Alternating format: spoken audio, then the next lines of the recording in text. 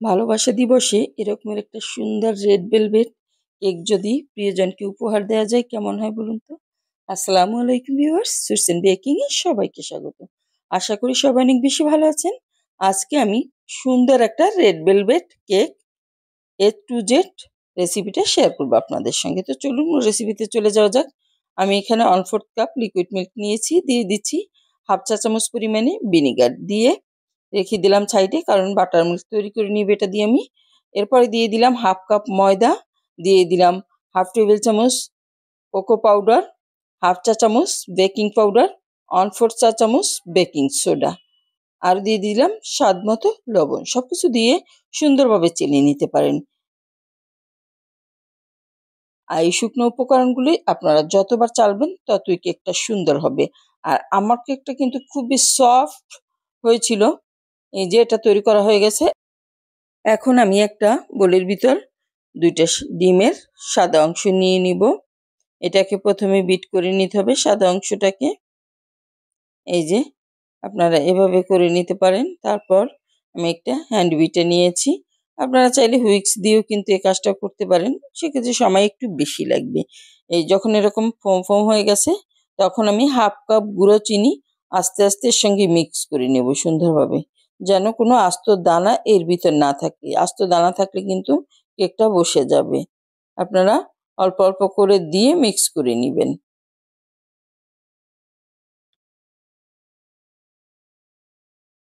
আপনারা যদি আমার রেসিপিটা A to Z ফলো করেন, তাহলে আমার মতোই সুন্দর একটা সফট তুলতুলে নরম একটা কেক তৈরি করতে পারবেন। আমি ডিমের কুসুমটা দিয়ে আবারও একটু সময় বিট করে নিচ্ছি। এখন সাইডের সবকিছু আমি যে নিচে নামিয়ে দিচ্ছি, দিয়ে আবারও বিট করে নিব। আর এর মধ্যে দিয়ে দিচ্ছি আমি হাফ চা চামচ ভ্যানিলা এসেন্স আর 2 চা চামচ পরিমাণে রেড কালার দিয়ে বিট করে নিতে হবে। সুন্দর একটা টুকটুকে লাল রং চাইলে 2 চা চামচই দিতে হবে। দিয়ে বিট করে নিলাম। দেখুন কেমন একটা কালার চলে এসছে। যখন দেখবেন যে এটা দিয়ে কোনো অক্ষর লেখা যাচ্ছে, ডেবে যাচ্ছে না, তখন বুঝবেন এটা বিট করা হয়ে গেছে। আমি 1 চা চামচ তেল দিয়ে আবারও কয়েক সেকেন্ড বিট করে নিলাম। এখন আমি শুকনো উপকরণগুলি এতে মিক্স করে নিব। আমি একটা চালনিতে নিয়ে নিয়েছি, কারণ এরকম দিলে সুবিধা হয়।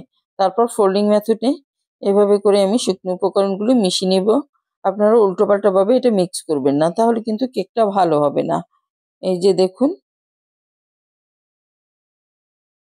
আবারও কিছুটা গুঁড়ো দিয়ে দিচ্ছি। এখন আবার মিক্স করে নিব এই যে সুন্দরভাবে।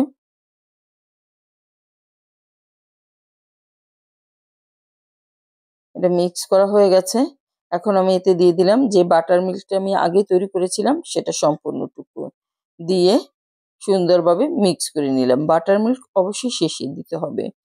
এই যে এটা সাইডে রেখে দিয়ে আমি 7 ইঞ্চি সাইজের একটা মোল্ড নিলাম, এতে তেল ব্রাশ করে দিচ্ছি।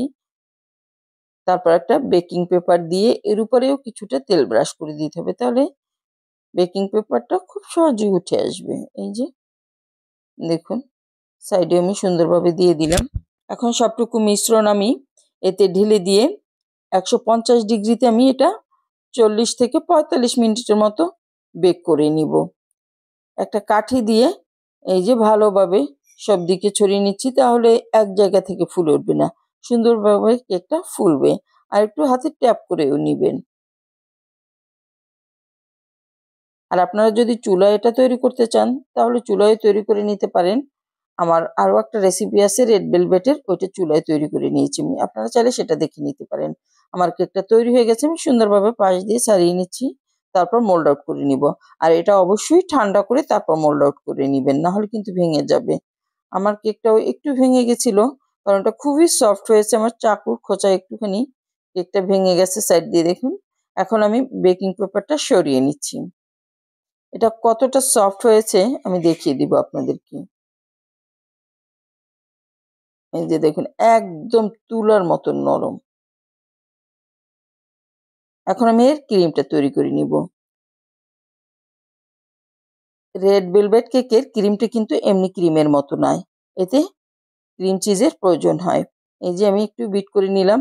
এখন এর মধ্যে আমি কিছুটা চিনি মিশিয়ে নিয়েছি, কারণ চিজটা একটু টক হয় তাই চিনিটা দিতে হয়। দিয়ে দিচ্ছি এরকম 3 স্লাইস আমি ক্রিম চিজ।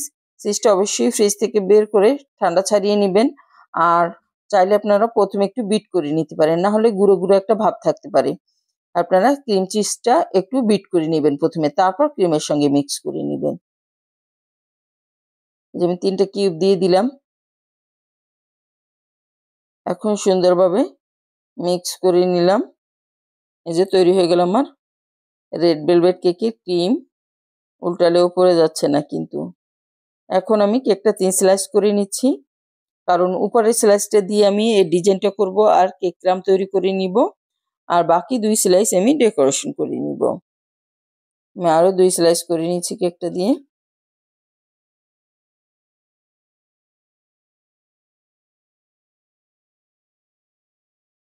এই যে সুন্দর 2টা স্লাইস হয়ে গেল। উপরের স্লাইসটা আমি নিচে দিয়ে দিলাম।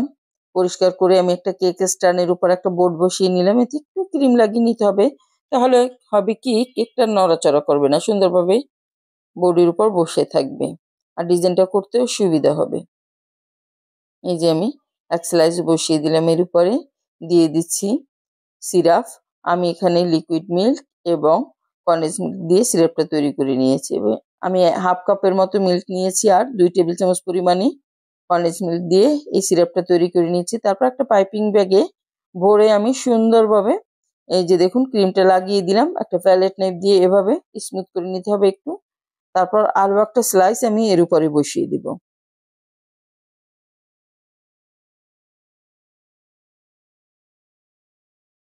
আর ডিজাইনটা আপনাদের পছন্দ অনুযায়ী করতে পারেন, কিংবা আমি যেরকম করেছি এভাবেও করে নিতে পারেন। এই ডিজাইনটা করা খুবই সহজ, খুব সহজেই অল্প সময়ে এই ডিজাইনটা করে ফেলা যায় কিন্তু। এই যে দেওয়া হয়ে গেল, আবারও ক্রিম দিয়ে দিচ্ছি আমি।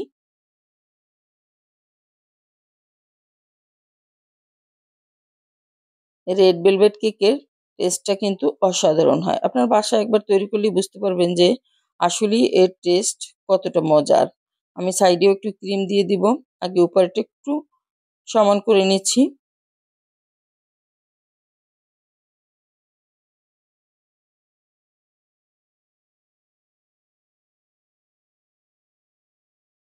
এই যে এখন সাইডেও ক্রিম দিয়ে দিব পাইপিং ব্যাগ দিয়ে। পাইপিং ব্যাগ দিয়ে দিলে হয় কি সুবিধা হয়।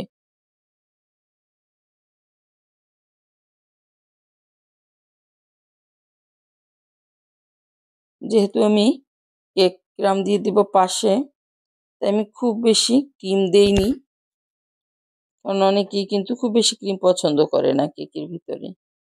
এই যে সাইডটা লেবেল করে দিলাম। এখন এই যে দেখুন আমি তৈরি করে নিয়েছি, এটা সাইডে লাগিয়ে দেবো। আপনারা হাত বা প্যালেট নাইফ দিয়ে সুন্দরভাবে লাগিয়ে নিতে পারেন, যার যেমন সুবিধা হয়।